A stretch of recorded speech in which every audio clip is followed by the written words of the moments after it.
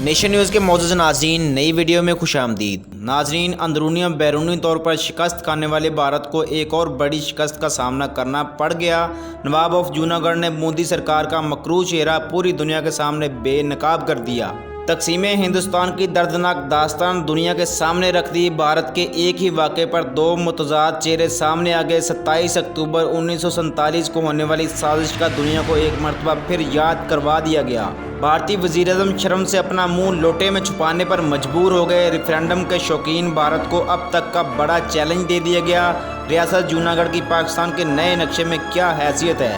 ناظرین، اس ویڈیو میں آپ کو یہ بھی بتائیں گے کہ چین نے مودی سرکار کو کون سی حرکت سے باز رہنے کی آخری وارننگ دے دی۔ چین نے بیک وقت 4 سمندروں میں ایسا کام شروع کر دیا کہ مودی کی بزدل فوج کی ٹانگیں کانپنے لگیں۔ لداخ، اروناچل پردیش، تو کیا اب ہونے جا رہا ہے پورے بھارت پر چین کا قبضہ؟ ویڈیو میں آگے بڑھنے سے پہلے اگر آپ نے ہمارے چینل کو سبسکرائب نہیں کیا تو ابھی سبسکرائب کر لیں۔ ویڈیو کو لائک کر کے بیل آئیکن کو بھی ضرور دبا دیں۔ ناظرین، نواب آف جوناگڑھ نے ہندوستان کا مکروہ چہرہ بے نقاب کرتے ہوئے کہا کہ بھارت دراصل منافقانہ دور معیار، اقلیتوں اور بنیادی حقوق کی پامالی کا نام ہے۔ نواب آف جوناگڑھ نے تقسیم ہندوستان کی دردناک داستان دنیا کے سامنے رکھ دی۔ بھارت کے ایک ہی واقعے پر دو متضاد چہرے سامنے آ گئے۔ 27 اکتوبر 1947 مہاراجہ کی سازش پر نام نہاد الحاق کو بنیاد بنا کر کشمیر پر فوج کشی کر کے قبضہ کر لیا۔ صرف 13 دن بعد 9 نومبر 1947 کو نواب آف جوناگڑھ کے پاکستان سے الحاق کے جواب میں جوناگڑھ پر فوج کشی کی اور قبضہ کر لیا گیا۔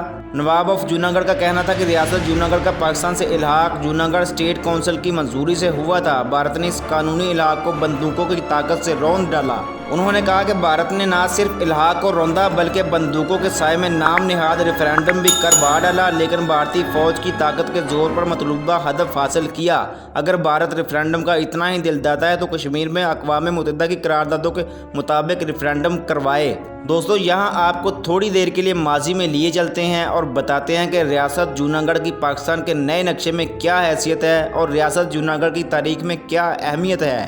ناظرین، بر صغیر کی تقسیم کے وقت برطانوی حکومت نے 262 ریاستوں اور راجوڑوں کو پاکستان انڈیا یا آزادانہ حیثیت میں رہنے کا حق دیا تھا۔ ان میں بہاولپور اور جوناگڑھ کی ریاست بھی شامل تھی، جس کے نواب نے پاکستان کے ساتھ الحاق کا اعلان کیا تھا۔ ریاست جوناگڑھ انڈین گجرات کے کاٹھیا واڑ ریجن میں واقع ہے۔ اس ریاست کا رقبہ 3500 کلومیٹر تک پھیلا ہوا تھا۔ زمین سرسبز جبکہ ایک حصہ بحیرہ عرب سے ملتا تھا۔ اس ریاست میں ہندو آبادی اکثریت میں تھی جبکہ حکمران مسلمان خاندان تھا۔ تقسیم ہند کے دوران جوناگڑھ کے نواب محمد مہابت خان جی نے پاکستان کے ساتھ الحاق کیا اور 15 ستمبر 1947 کو پاکستان نے سرکار کی گزٹیر بھی جاری کیا۔ اس ریاست کی پاکستان سے سرحدیں نہیں ملتی تھیں۔ اس فیصلے پر مقامی لوگوں نے بغاوت کی، جس کی بنیاد پر انڈین فورسز جوناگڑھ میں داخل ہو گئیں۔ پاکستان کے پہلے وزیر اعظم لیاقت علی خان نے جواہر لال نہرو کو ٹیلی گرام بھیجا، جس میں سخت احتجاج کیا اور انڈیا کے اقدام کو پاکستان اور بین الاقوامی قوانین کی خلاف ورزی قرار دیا۔ جواہر لال نہرو نے انڈین فورسز ہٹانے سے انکار کیا اور عوام سے رجوع کرنے کا وعدہ کیا۔ اس کے بعد ریفرینڈم منعقد کیا گیا اور انڈین فوج کے زیر انتظام رائے شماری نے 19,000 سے زائد ووٹ انڈیا کی حمایت میں جبکہ 91 ووٹ پاکستان کے حق میں کاسٹ کیے گئے۔ انڈیا سے اس ریاست کے الحاق کے بعد نواب آف جوناگڑھ مہابت خان جی اہل خانہ دیوان شاہ نواز بھٹو کے ہمراہ بذریعہ جہاز پاکستان پہنچ گئے جبکہ ان کی ایک بیگم اور ایک بچہ وہاں ہی رہ گئے۔ نواب مہابت خان جی 7 نومبر 1959 کو انتقال کر گئے۔ انہوں نے ورثہ میں ایک بیوہ اور 17 لواحقین چھوڑے۔ ان کے بعد ان کے بڑے بیٹے نواب دلاور خان جی کو جانشین قرار دیا گیا اور اس کے بعد جہانگیر نواب قرار پائے۔ حکومت پاکستان نے پاکستان کا نیا نقشہ جاری کیا، جس کی رونمائی وزیر اعظم پاکستان عمران خان نے خود کی۔ نئے سیاسی نقشے پر انڈیا کے زیر انتظام کشمیر کو پاکستان کا علاقہ دکھایا گیا اور اس پر یہ تحریر درج کی گئی کہ یہ متنازع علاقہ ہے جس پر انڈیا نے غیر قانونی طور پر قبضہ کیا ہوا ہے۔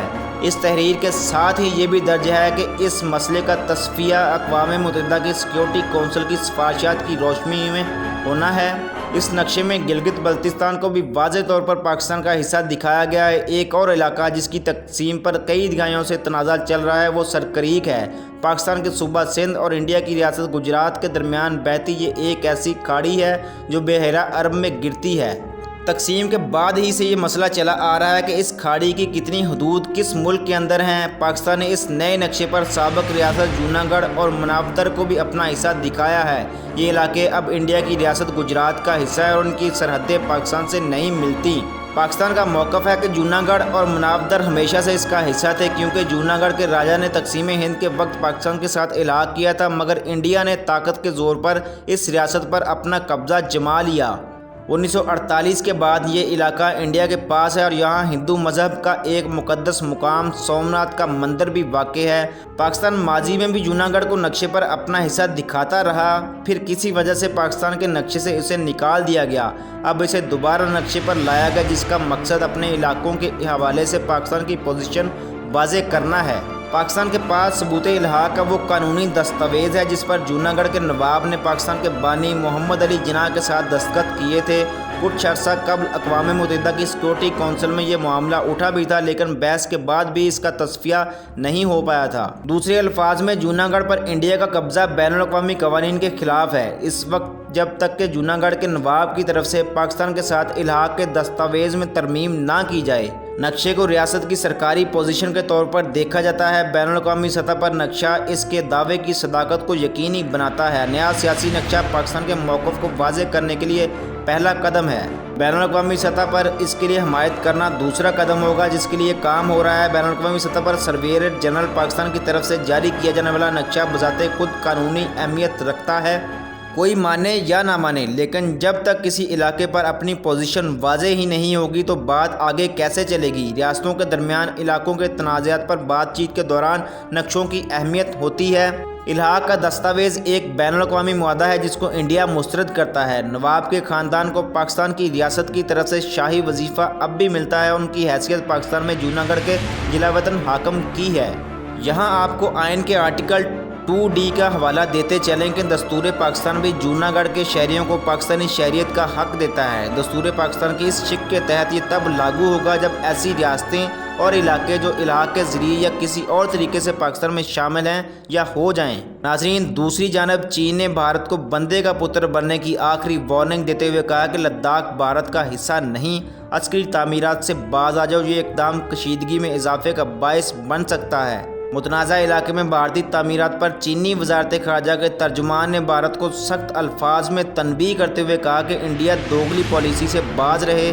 انڈیا عسکری تعمیرات کے ذریعے اپنی پوزیشن مضبوط کرنا چاہتا ہے، جبکہ حالیہ مذاکرات میں طے پایا تھا کہ دونوں فریق سرحد پر ایسے کسی بھی اقدام سے گریز کریں گے جو سرد موری کو بڑھانے کا باعث ہو۔ خبرساں ادارے کے مطابق انڈین فوج پہلی بار متنازع علاقے کی سرحد پر سردیاں گزارنے کی تیاریاں کر رہی ہے، جہاں چینی فوج سے زیادہ موسم کی شدت ان کے لیے مہلک ثابت ہو سکتی ہے۔ متنازع علاقے سے گھس کر مارنے کی بڑکے مارنے والے بھارت کی آج کل بولتی بند ہے۔ اس کی وجہ سکم اور متنازع علاقے کی سرحد پر چینی فوج کی وہ نقل و حرکت ہے جس سے بھارتی فوج اور مودی سرکار کے ہوش اڑ گئے ہیں۔ بھارتی میڈیا کے مطابق چینی افواج ڈربوک شیوک کی اہم شاہراہ سے صرف 255 کلومیٹر دور ہیں۔ بھارتی عسکری ذرائع کے حوالے سے دی گئی رپورٹ کے مطابق سرحد پر چینی افواج کی تعداد میں مسلسل اضافہ ہو رہا ہے۔ ایک اور تازہ ترین خبر کے مطابق چین نے ایک ساتھ 5 جنگی مشقوں کا آغاز کر کے بزدل بھارتی فوج کے برف میں پسینے چھڑا دیے ہیں، جس سے مودی سرکار کی بھی ٹانگیں کانپنے لگی ہیں۔ عالمی خبرساں ادارے کے مطابق خطے میں جاری کشیدگی کے پس منظر میں چین کی جانب سے 4 سمندروں میں 5 بحری جنگوں کی مشقوں کا آغاز کیا گیا۔ جنوبی بحیرہ چین، مشرقی چائنا سی، شمال میں بوہائی سی میں یہ مشقیں کی جا رہی ہیں۔ چین کی وزارت تحفظ کے مطابق مشقیں 3 دن جاری رہیں گی اور اس دوران کسی بھی بحری جہاز کو ان علاقوں میں داخلے کی اجازت نہیں ہوگی۔ واضح رہے کہ چین میں فوج کی تربیت کے لیے پورے سال ہی مشقوں کا اہتمام کیا جاتا ہے، تاہم بیک وقت اس بڑے پیمانے پر مشقوں کے آغاز کو غیر معمولی قرار دیا جا رہا ہے۔ امید ہے ناظرین آپ کو ویڈیو پسند آئی ہوگی۔ مزید اپڈیٹس کے لیے نیشن نیوز کو سبسکرائب کر لیں۔ اپنی رائے کا اظہار کرنے کے لیے کمنٹ سیکشن کا استعمال ضرور کریں۔